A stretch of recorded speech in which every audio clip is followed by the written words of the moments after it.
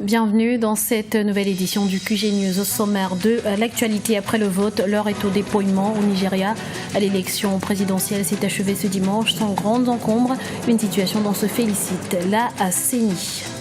Un nouveau venu dans le paysage politique malien. Il s'agit du Centre malien, une nouvelle coalition composée d'une dizaine de partis centristes. Et puis visite officielle du président congolais Denis Sassou Nguesso en Angola, une visite qui entre dans le cadre du renforcement des relations bilatérales entre les deux pays. Le compte à rebours est enclenché au Nigeria. Les premiers résultats officiels de l'élection présidentielle sont attendus dans les prochaines heures. Parallèlement, la Commission électorale nationale indépendante se félicite d'un scrutin relativement apaisé malgré quelques exactions de Boko Haram. Reportage d'Afolake Oninoye, notre correspondante au Nigeria.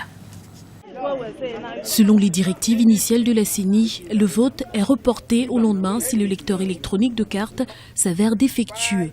Samedi, les électeurs ont signalé des retards dus au dysfonctionnement des appareils censés lire les données biométriques et les empreintes digitales pour authentifier leur identité.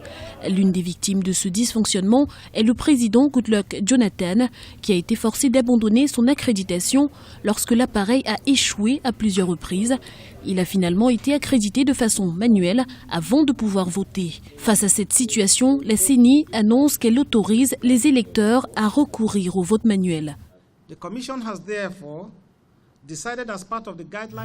a donc décidé, dans le cadre des lignes directrices pour la conduite des élections générales de 2015, que dans les centres de vote où les lecteurs de cartes n'ont pas fonctionné, le président accrédite manuellement les électeurs en marquant le registre des électeurs, s'il est convaincu que la personne présentant une carte d'électeur permanente en est le titulaire légitime. Cependant, la Commission rassure que le vote se déroulera dimanche dans les centres de vote où il a été suspendu, mais les déboires de la CENI ne s'arrêtent pas là.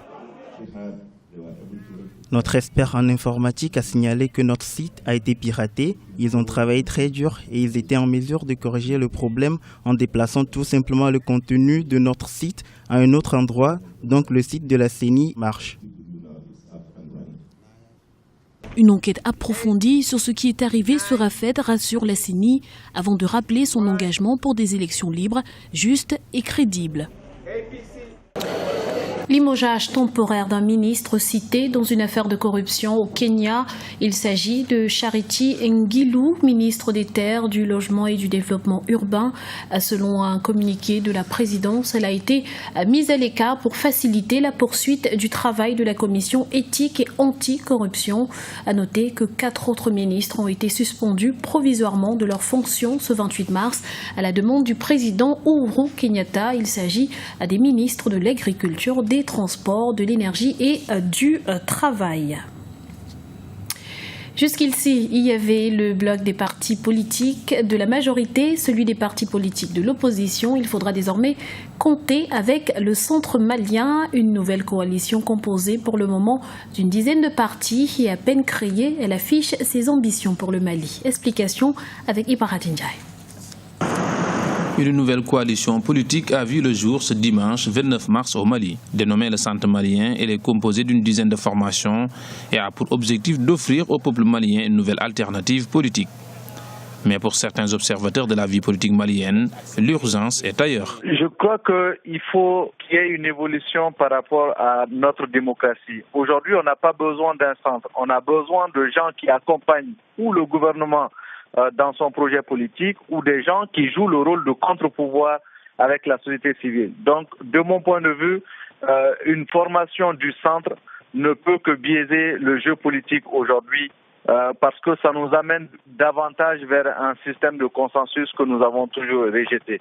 Donc, moi, de mon point de vue, il faut sortir de cette situation et que les partis politiques ou les groupes de partis politiques affichent clairement leur position. Des réalités politiques qui poussent certains analystes politiques à s'interroger sur les motivations réelles du centre malien. Aujourd'hui, on ne peut plus être dans un jeu d'intérêt, on ne peut plus être dans cette situation permanente de recherche d'intérêts particuliers ou de formation particulière, parce que quand vous la configuration des partis qui composent cette formation politique, cette formation-là, vous remarquerez que ce n'est pas des partis qui ont un poids conséquent dans la scène politique.